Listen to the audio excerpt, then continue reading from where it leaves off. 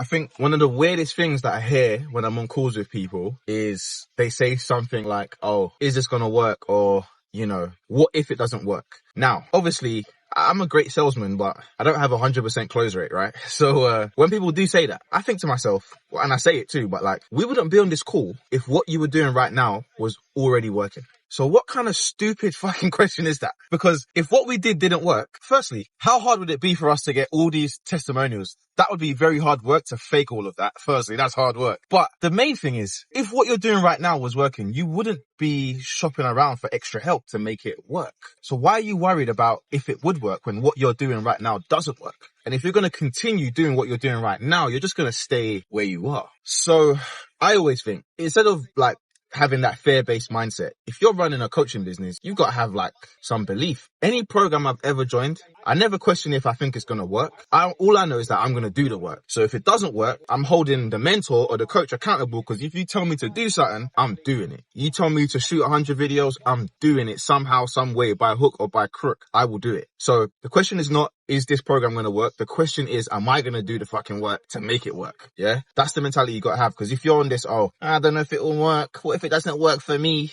Then that is going to work for you. Because that mentality is a loser's mentality.